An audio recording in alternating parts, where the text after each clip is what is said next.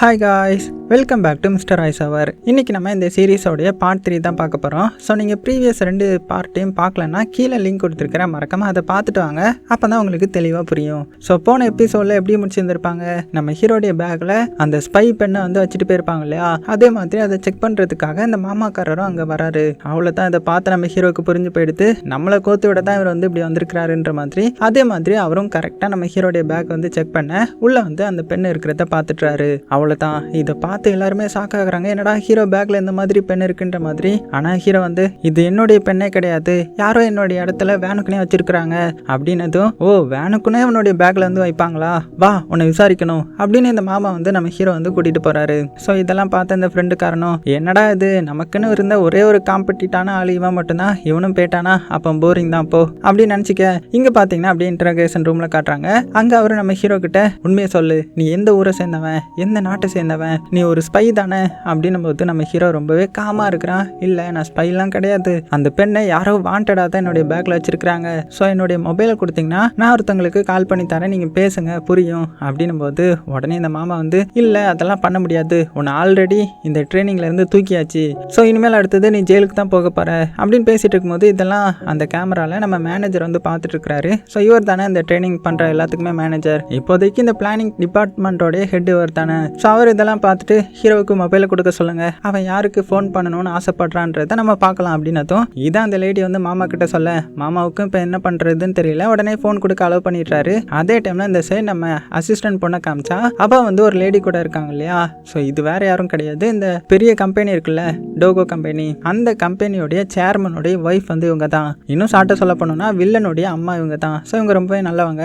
அவங்கள எப்படியோ நம்ம அசிஸ்டன்ட் பொண்ணை கரெக்ட் பண்ணி இவ ஒரு ஆர்ட் கேலரி வச்சிருந்திருப்பா, அதுல ஒரு சூப்பரான ஆர்ட்டை வந்து ஃப்ரீயாக வந்து கொடுக்குறேன்ற மாதிரி பேசிட்டு இருக்கும்போது கரெக்டாக அந்த இடத்துக்கு ஃபோன் கால் வருது. யாருன்னா நம்ம ஹீரோ தான். ஸோ நம்ம ஹீரோவும் ஆல்ரெடி பிளான் போட்டு இவங்க கூட பழகி இருந்திருப்பான் போல.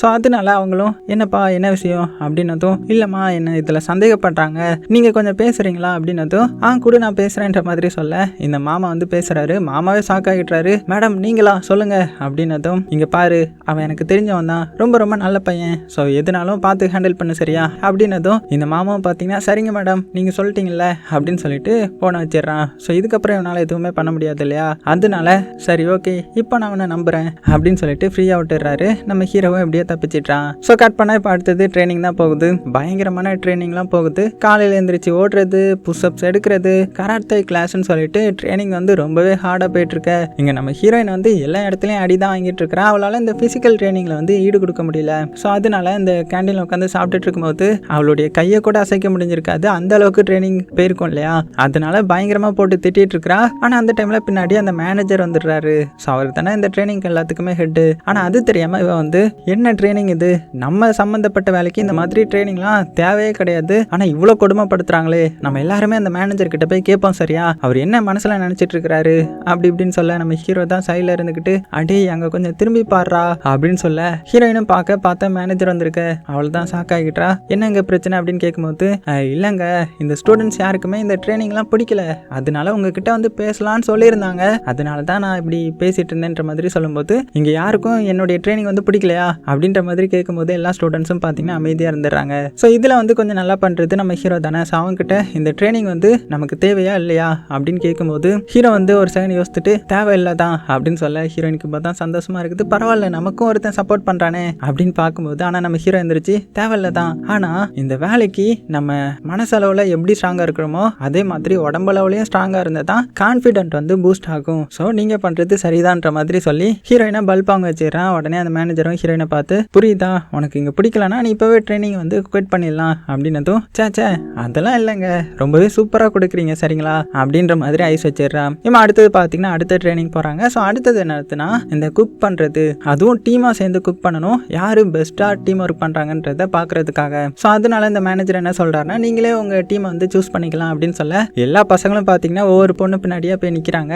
அதுலேயும் நம்ம ஹீரோ அந்த புது பொண்ணு பின்னாடி போய் வேகமாக நின்றுறான். சரி இப்போ உங்கள் டீம்மேட்ஸை பார்க்கலாம் அப்படின்னு சொல்ல நம்ம ஹீரோயின் திரும்பி பார்க்குறா, பார்த்தா யாருமே இல்லை. அடே என்ன நம்பவே மாட்டீங்களாடா நீங்கள் அப்படின்னு சோகமாக இருக்க. உடனே மேனேஜர் வந்து ஒருத்தங்க டீமில் 5 பேர் மட்டும்தான் இருக்கணும், மிச்சம் எல்லாருமே ஹீரோயின் டீமுக்கு வாங்க அப்படின்னு சொல்ல, ஸோ இப்போ வேற வழி இல்லாமல் இந்த ஃப்ரெண்டுக்காரன் ஹீரோயின் டீமுக்கு வர வேண்டிய சூழ்நிலை ஆகிடுது. அதுக்கப்புறம் சரி ஓகே நீங்கள் குக் பண்ணுங்க அப்படின்னு சொல்ல எல்லாருமே பார்த்தீங்கன்னா பரபரப்பாக வேலையை ஆரம்பிக்கிறாங்க. அப்போ நம்ம ஹீரோ வந்து இந்த புது பொண்ணுக்கிட்ட எனக்கு தெரியும் நீ நல்லா சமைப்பா தானே அப்படின்னதும் எனக்கு சமைக்க தெரியும், நூடுல்ஸ் மட்டும் நான் நல்லா பண்ணுவேனே அப்படின்னதும் நூடுல்ஸா, அது எல்லாத்துக்கும் தெரியும், நீ இந்த ஃபிஷ் அந்த மாதிரிலாம் வைக்க மாட்டியா? ஆமா அப்படின்னா என்னது அப்படின்னு இந்த பொண்ணு கேட்டதுமே ஷாக் ஆகிடுறாங்க. அதே டைம்ல இங்க ஹீரோயினை பார்த்தா அவ வந்து சமைக்கிறதுல எக்ஸ்பர்ட் போல டக்கு டக்கு டக்குன்னு காய்கறி கட் பண்றா, அது பண்றா இது பண்றான்னு சொல்லிட்டு அசத்திட்டு இருக்கா. இதெல்லாம் பார்த்த ஹீரோட டீமும் பேசாம அங்கேயே போயிருக்கலாமோ அப்படின்னு முழிக்கிறாங்க. அதுக்கப்புறம் சமைக்கிறேன்ற பேர்ல தீய பார்த்து வைக்கிறது, அதை அணைக்கிறேன்ற பேர்ல எல்லாத்தையுமே தூக்கி மேல போடுறதுன்னு சொல்லிட்டு காமெடி பண்ணிட்டு இருப்பாங்க. இப்போ கடைசியா அந்த இதுவும் முடியுது. உடனே செக் பண்ண வராங்க. ஹீரோடைய டீம் செஞ்சதை பார்த்தா கருக்கி ஒரு மாதிரி வச்சிருக்காங்க, வாயிலே வைக்க முடியல. அடுத்தது கடைசியா ஹீரோயின் செஞ்சதை வந்து டேஸ்ட் பண்ணி பார்த்தா அவ்வளோ அருமையா இருக்குது. ஸோ ஹீரோயினுடைய டீம் தான் இதுல நம்பர் 1 மார்க். ஸோ இப்படி இருக்க அடுத்த சீன்ல பாத்தீங்கன்னா இந்த ஃப்ரெண்டுக்காரனை அந்த மாமா வந்து மீட் பண்றாரு. ஸோ நாளைக்கு ஒரு எக்ஸாம் வைக்க போறாங்க. ஸோ அந்த எக்ஸாம்லயும் நீ நல்ல மார்க் எடுக்கணும்னா இந்த ஆன்சர் ஷீட்டை வாங்கி படிச்சுக்கோ அப்படின்னதும் இந்த ஃப்ரெண்டுக்காரனுக்கு வந்து இது பிடிக்கவே இல்லை. நான் தனியாவே போராடுறேனே அப்படின்னும் போது, இங்க பாரு நீ நல்லா படிச்சு நீ செலக்ட் ஆனா மட்டும்தான் உன்னுடைய அப்பா கிட்ட போக முடியும், இல்லைன்னா உன்னுடைய அப்பா உன்னை கண்டுக்கவே மாட்டாரு அப்படி இப்படின்னு மண்டே கழுவ இவனும் பாத்தீங்கன்னா சரின்னு வாங்கி படிச்சு அதுலயும் எழுதிடுறான். இப்போ அடுத்த நாள் ரிசல்ட் வந்து அனௌன்ஸ் பண்ண போறாங்க. இந்த வாரத்துக்கான பெஸ்டா இருந்தது யாரெல்லாம்ன்ற மாதிரி. அதுல நம்பர் 1 வந்து இந்த ஃப்ரெண்டுக்காரன், நம்பர் 2 நம்ம ஹீரோ, அதுக்கப்புறம் 30வது இடத்துல ஹீரோயின் இருக்கிறாங்க. ஸோ அதாவது 40ல இருந்து 30 வந்துட்டா போல. ஸோ இவளுக்கு ரொம்பவே சந்தோஷம். 10 பேரை முன்னாடி தள்ளிட்டு வந்துட்டோம்டா, இதுக்கப்புறம் ஒவ்வொருத்தரா முன்னாடி தள்ளிட்டு வந்து ஃபர்ஸ்ட் வந்துடுறோம் அப்படின்னு சந்தோஷப்பட, இந்த ஃப்ரெண்டுக்காரன் எப்படி ஃபர்ஸ்ட் வந்திருப்பானா, அவன் வந்து அந்த எக்ஸாம்ல வந்து நல்ல ஆன்சரை வந்து மக்கப் பண்ணிட்டு வந்துடுறான் இல்லையா, அதனால அவன் ஃபர்ஸ்ட் இருக்கிறான். ஸோ இதனால ஹீரோவுக்கு ரொம்பவே சந்தேகம் வருது. ஸோ கிளாஸை விட்டு போகும்போது நீ எப்படி எல்லாத்துலேயும் ஃபர்ஸ்ட் வர, இது வந்து ஏற்றுக்கவே முடியல, மற்ற எல்லாருமே நல்லா ஹார்ட் ஒர்க் பண்ணுறாங்க, ஆனால் நீ எதுவுமே பண்ண மாட்டேற, ஆனால் எக்ஸாமில் மட்டும் எப்படி ஃபர்ஸ்ட் வந்துடுற அப்படின்ற மாதிரி கேட்கும்போது, ஜீனியஸ்லாம் அப்படிதான்ப்பா அப்படின்னு சொல்லிட்டு ஹீரோவை வெறுப்பேற்றிட்டு போகிறான். ஆனால் நம்ம ஹீரோவுக்கு இவன் மேலே சந்தேகம் வந்துடுது. இப்போ அடுத்தது பார்த்தீங்கன்னா அந்த கராத்தே கிளாஸ் வைக்கிறாங்க. இதில் 2 பேர் வந்து ஃபைட் பண்ணணும். யாரு கீழே தள்ளி விடுறாங்களோ அவங்க வந்து வின்னு. ஆனால் சட்டையை பிடிச்சி மட்டும் தான் விளையாடணும் போல. அதனால 2 பேரா வந்து சண்டை போடுறாங்க. அதுலேயும் நம்ம ஃப்ரெண்டுக்காரன் கூட சண்டை போட ஒரு பொண்ணு வரா. அவளுக்கு இவனை ரொம்பவே பிடிக்கும் போல, அதனால சண்டையே போடாம வாண்டடா தோத்து போறா. அதுக்கப்புறம் இந்த புது பொண்ணு, ஸோ புது பொண்ணை பார்த்த ஒரு காமெடி பீஸ், இவ டம்மி பீஸ் தான், அவளை அடிச்சு தும்சம் பண்ணிடலாம் அப்படின்னு சொல்லிட்டு பக்கத்துல வர ஒரு செகண்ட்ல இந்த புது பொண்ணை அடிச்சு தூக்கி போட்டுடுறா. ஸோ இதுக்கு முன்னாடி ஏதோ ஒரு பெரிய இதா இருந்திருப்பா போல, ஆனா என்னன்றது தெரியல. இப்போ அடுத்தது நம்ம ஹீரோவும் ஹீரோயினும் வராங்க. ஹீரோ மனசுக்குள்ள சரி பொண்ணு தானே மெதுவா அட்டாக் பண்ணலாம் அப்படின்னு ஹீரோயினை பிடிச்சி இழுத்து பாக்குறான். ஆனா அவ விட்டு கொடுக்குற மாதிரி இல்லையே. பதிலுக்கு ஹீரோ தூக்கி எறிஞ்சிடறா. அடியே பொண்ணுன்னு பார்த்தா இப்படியா பண்ணுவேன், இரு ஒன்னா வச்சுக்கிறேன்னு சொல்லிட்டு 2 பேரும் முடியை பிடிச்சி பயங்கரமா சண்டை போட்டுட்டு இருக்காங்க. ஸோ இதெல்லாம் இப்படி இருக்க நம்ம அசிஸ்டன்ட் பொண்ணு தான் காட்டுறாங்க.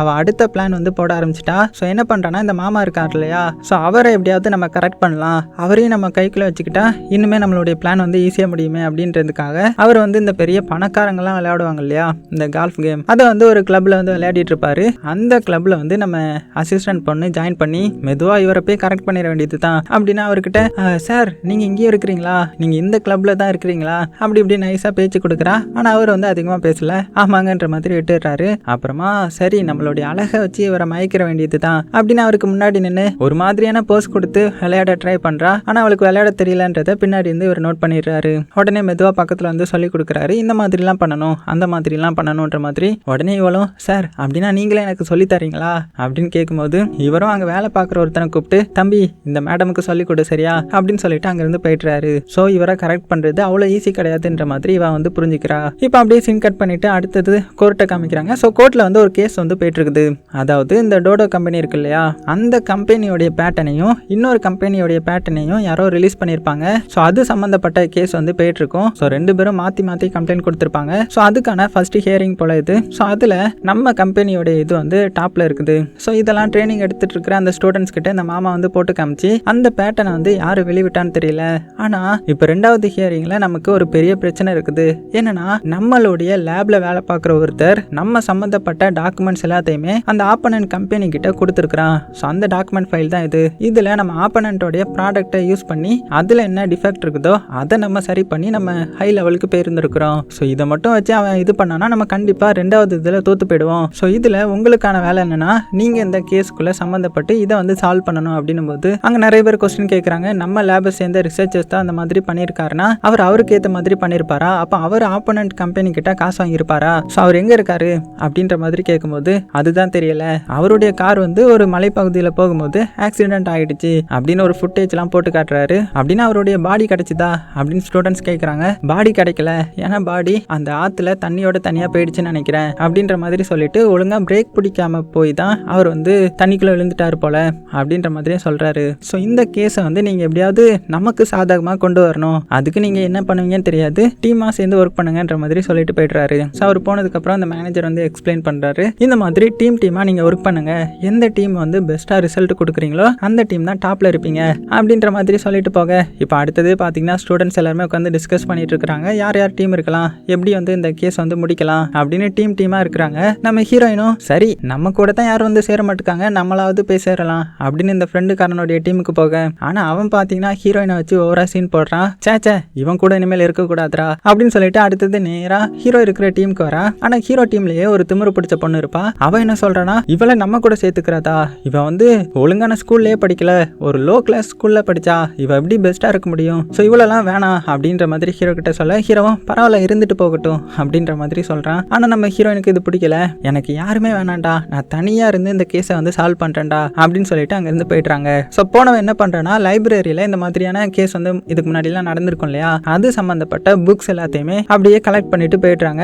ஹீரோவும் ஃப்ரெண்டுக்காரனும் எங்களுக்கும் புக் தேவைப்படுது அப்படின்னதும், நான் படிச்சதுக்கு அப்புறம் தரேன், அதுக்கப்புறம் எடுத்துக்கோங்க சரியா அப்படின்ற மாதிரி சொல்லிட்டு ஓடி போயிடுறா. ஸோ கட் பண்ண அடுத்தது இந்த மாமாவை தான் காட்டுறாங்க. மாமா எங்க வர்றாருன்னா, இந்த சேர்மன் இருக்கார் இல்லையா அவருடைய வீட்டுக்கு வரா, அதாவது கம்பெனி ஓனருடைய வீட்டுக்கு வரான். ஸோ உள்ள போகும்போது ஒரு ஆள் வந்து கூட்டிட்டு போறான், அங்க பாரு அவர் வந்து சம கோவத்துல இருக்கிறாரு, இந்த கேஸ் விஷயத்துல நம்ம ஜெயிச்சே ஆகணும், அதனால எது பேசினாலும் பார்த்து பேசு சரியா அப்படின்ற மாதிரி சொல்ல, அதே மாதிரி அவரும் பாத்தீங்கன்னா சாப்பிட்டுட்டு இருக்கிறாரு. பக்கத்திலேயே இந்த மாமா அஃபர் வச்சுக்கிட்டு அந்த பொண்ணு இருக்கிறா. ஸோ அவளும் வில்லனும் பாத்தீங்கன்னா இதுக்கு முன்னாடியே நான் சொந்தம்னு சொல்லியிருந்தேன் இல்லையா, அதனால தான் இங்க இருக்கிறா போல. அது போக இந்த ஓனர் வந்து நிறைய விசாரிக்கிறாரு, கேஸ் எப்படி போகுது, நம்ம ஜெயிச்சுடுவோம்ல அப்படின்னதும், 50க்கு 50 சான்ஸ் இருக்குது, ஒருவேளை நம்ம கீழே கூட வரலான்னும் போது, இங்க பாரு எனக்கு என்ன பண்ணுவேன்னு தெரியாது, நம்ம இந்த கேஸ்ல ஜெயிச்சே ஆகணும், இல்லைன்னா அவ்வளவுதான் அப்படின்ற மாதிரி சொல்ல, ஆனா அந்த ஓனருடைய ஒய்ஃப் இருப்பாங்கல்ல, அவங்க வந்து ரொம்பவே நல்லவங்கன்னு சொல்லியிருந்தால, அவங்க நம்ம மாமா பார்த்து, தம்பி சாப்பிட்டியா, உட்காந்து சாப்பிடுறியா அப்படின்ற மாதிரி ஒரு வார்த்தை தான் சொல்லுவாங்க.